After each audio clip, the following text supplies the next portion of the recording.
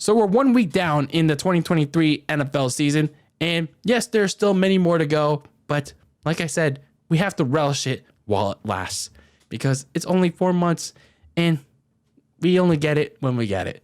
So that being said, let's talk about the second week of the 2023 NFL season. And of course, I'm talking about week 2, ladies and gentlemen. Let's preview all the games that are coming up this coming week and give you my picks. And you can give me your picks in the comments below. So we already got the week started on Thursday night. The first Thursday night game, like the actual Thursday night game, only on Prime Video for that good old Jeff Bezos money. And behind that paywall, $15 a month. Yes, Amazon Prime Video. So anyway, we kick things off on Thursday Night Prime. The Philadelphia Eagles took on the Minnesota Vikings. And it was a game where Minnesota actually could have won this game. But of course, they had to eat too much Butterfingers for their own good. And yeah, they Butterfingered their way to 4 combined turnovers in this game.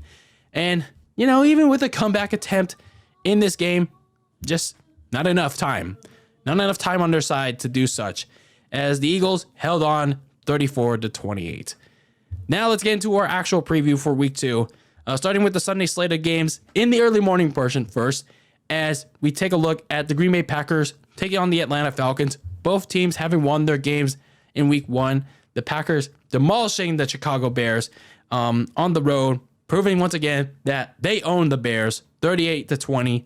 Meanwhile, you have the Falcons beating the Panthers 24-10 at home, where the rushing attack mainly stole the show in that game. So going into this game, if you're the Falcons, you want to try to have Desmond Ridder get more involved. Try to make him be the star of the show, because yeah, this is his offense, by the way. You want to establish him in the starting role even further. Meanwhile, for Jordan Love, he was pretty effective, 3 touchdowns in that game. And yeah, this is mainly more about him continuing to firmly grasp his position as the potential long-term starter in Green Bay. So with that talent around him, I think even without Christian Watson there, I think I'm going to go with the Packers. So now we go to Buffalo as the Bills have their home opener against the Las Vegas Raiders. The Bills, unfortunately, have to bounce back in this game, because coming off a short week after closing out week 1 in New Jersey, they lost to the Jets 22-16. Josh Allen had a very poor game, a 4 turnover fest in New Jersey, which included 3 interceptions. Meanwhile, for the Raiders, they barely edged out Denver in a AFC West matchup, 17-16. But Jimmy Garoppolo and the offense are facing a much tougher defensive test, even without Von Miller on the opposite side. So that being said, I think Josh Allen and the Bills are going to find a way to bounce back. Granted that Josh doesn't throw like even more interceptions in this game. He doesn't get too careless with the football. So I'm going to go with the Bills. Now we have another AFC North big matchup already in like the first 2 weeks of the season. And that is the Baltimore Ravens taking on the Cincinnati Bengals. For the Ravens, they cruised past the Houston Texans 26-9. Meanwhile, for the Bengals, and probably the upset of the week from week 1, they lost to the Browns. Yes, the skid marks, but they were not the skid marks in that week alone. So Browns beat the Bengals 24-3, and perhaps Joe Burrow's worst career start. But yeah, this is a game that the Bengals really have to have, because if you lose this game, you're already down 0-2 in the division. So it's like only week 2, and you cannot lose this game if you're Cincinnati. Meanwhile, for the Baltimore Ravens, you're going to this game like your first division game of the season, but you want to get your passing game going, because in week 1 against Houston, I mean, there was flashes here and there, but you really want to get it going, especially if you get Mark Andrews back. He didn't play week 1, so you want to see what you have in that offense with Mark Andrews, Rashad Bateman, Zay Flowers, Odell Beckham. So if you're Lamar Jackson in that offense, you really got to see what you have in store there.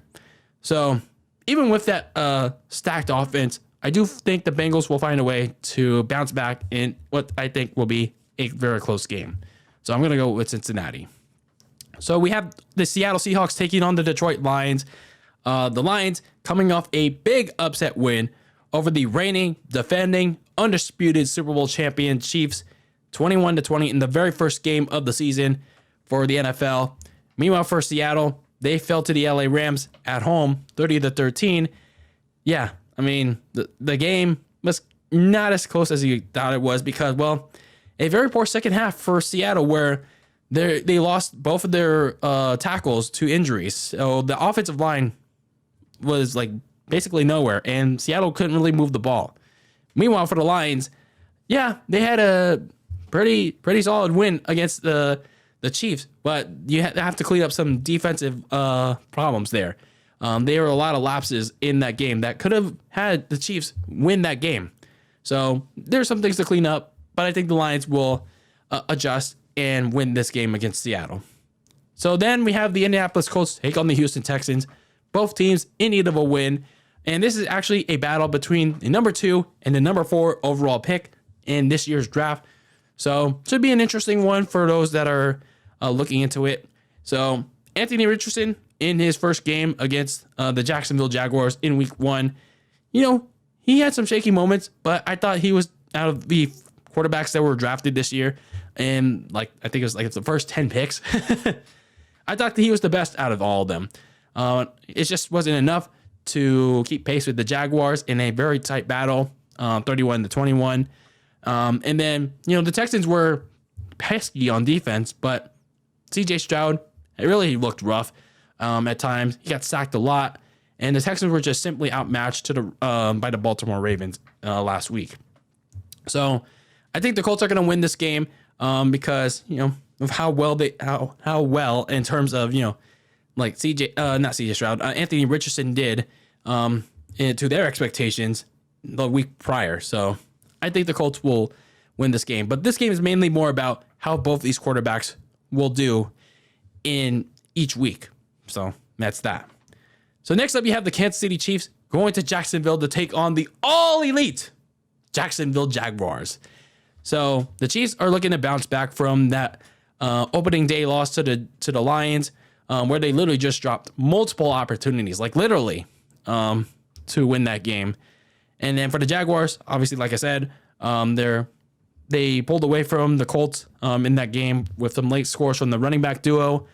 But the biggest takeaway, though, was that Trevor Lawrence, Calvin Ridley duo looking already like a pretty solid duo. So expect more of the same there. Meanwhile, for the Chiefs, they're getting 2 key people back in defensive tackle Chris Jones, who signed a 1-year extension. Yes, his holdout came to that. And then they're hoping to get back Travis Kelce for this game from the knee injury that he suffered days before the opener. So I'm going to pick the Chiefs here. I think they have a good chance, granted that the receivers literally don't drop any more opportunities to win this game. Then we have Bears football going down to Tampa to take on the Bucks. And yeah, they literally put it on full display against their division rivals at home in that dump of a stadium that is Soldier Field. They lost big time to the Green Bay Packers. Meanwhile, for the Bucks, Baker Mayfield, their new starting quarterback, put on a solid second half to pull away late against the Minnesota Vikings 20-17 last week. So for both of these teams, for the Bears, you're looking at this team, you're looking at Justin Fields and asking yourselves, can you trust Justin Fields to throw the damn ball beyond 15 yards? Can you have the coaching staff make Justin Fields throw beyond 15 yards? Can you actually make him be a passer for once, please? Just do it. Stop having him use his legs so much. Meanwhile, for the Bucks, it's mainly about whether Baker Mayfield can carry over his solid Week 1 performance and make it even better against a very mediocre opponent in the Bears. So I'm gonna go with the Bucks. Then we have the LA Chargers, Chargers, taking on the Tennessee Titans on the road in Tennessee's home opener. So the Chargers lost an already game of the year candidate, a shootout to the Miami Dolphins, 36-34. And then the Titans lost a very sloppy affair to the Saints 16-15. So for the Chargers obviously it was expected that the defense was going to suck in that game against the Dolphins. But in this game against Tennessee, they have an opportunity to bounce back. They got to play better, though. Meanwhile, for the Titans, Ryan Tannehill has to play better than his 3-interception outing in New Orleans. Otherwise, his time is basically going to be ticking. Malik Willis, it's not going to be a given that, he's going to take over the starting role, but, you never know. Tick-tock. So I'm going to go with the Chargers in this game. Then we get into the afternoon slate of games. We have the New York Giants trying to shake off, that loss. Against the Arizona Cardinals for what happened last week. You really want to talk about that loss on prime time? Oof, to the Cowboys. Meanwhile, for the Cardinals, they were in a defensive affair to the Washington Commanders, but ultimately fell a bit short, 20-16. For the Giants, what more can I say? Meanwhile, for the Cardinals, you want to see how much more productive you can be on offense, even with a third-rate quarterback in Josh Dobbs. So I'm going to go crazy here, but I'm going to pick the Cardinals. I don't think the Giants are going to be shaking off that loss. I know it's crazy to say, but do they really have the manpower to do it? I don't know. And then, of course, the game I'm going to be looking at this time because, of course, and that is my San Francisco 49ers taking on the LA Rams. This is going to be a big test for both of these teams. Last week, my 49ers handled the Steelers 30-7. And then for the Rams, they basically ran away from the Seahawks 30-13 in that game in Seattle. So they already have a 1-up lead on the 49ers with the NFC West. So speaking of the NFC West, this is a very early battle for first place. And that sea of red, Levi South, ladies and gentlemen. So I'll be talking more about that game in my actual preview for the 49ers as they take on the Rams coming soon. But I will give you my pick when we get there. So we have the New York Jets taking on the Dallas Cowboys. Both teams coming off wins this past week and the week prior. The Jets beating the Bills 22-16 on a walk-off punt return. But man, did that win come at such a high price. Then we had the Cowboys pitching a shutout of the New York Giants 40-0. Yeah, poor Giants, man. So why do I say a very high cost for the New York Jets? Well, that big trade that they did in the offseason. Aaron Rodgers is bye-bye. The trade that they made for Aaron Rodgers from Green Bay, he is bye-bye. He is gone for the season with an Achilles injury, an Achilles tear. 4 snaps in. Yikes. So it's now a matter of how the Jets respond after such an emotional Monday night win, but at the cost of losing Aaron Rodgers for the season. Now they have to turn back to Zach Wilson. Yikes. So now for Dallas, you figure out how legit is that shutout win. And you're going up against a very strong defense in the New York Jets. But, you get to feast on that poor offense now. But now you have questions about your offense. You didn't really have to do much in that game. So you have your own questions. So I'm going to pick the Cowboys here. But be careful. Just be careful what you wish for. So now you have the Washington Commanders going to Denver to take on the Broncos. The Commanders barely edged out Arizona after overcoming a bevy of turnovers. And then you had the Broncos. Sure, they looked a little improved, but they still couldn't get it done against the Raiders. So this offensive line for Washington, they face another big challenge in trying to protect Sam Howell. They allowed 6 to 7 sacks on their quarterback. So that's not good. That's a very bad rate already. Meanwhile, for Russell Wilson and the Broncos, they still have problems trying to close out games. So this is a decent opponent for them to try to do that. But yeah, I wouldn't be surprised if they can't do it. But I think they will. So I'm going with Denver. So then we have our Sunday Night Football game for week 2, and that is the Miami Dolphins taking on the New England Patriots in an AFC East showdown. The Miami Dolphins beat the Chargers, like I said, in that shootout. And then the Patriots barely lost to the Eagles 25-20. If on that toe tapping catch, and it had cost them the game, but just is what it is. So both of these teams, it's a critical game for them because for Miami, they're looking like a force once again on offense, just as long as Tua stays healthy, and they have a chance to go 2-0 and take a lead up on the division because it's literally the first game for the AFC East.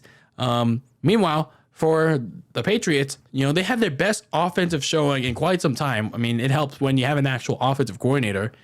Now it's a matter of whether you can carry it to an upset win. Unfortunately, I don't think it'll happen. So I'm going to pick the Dolphins in this one.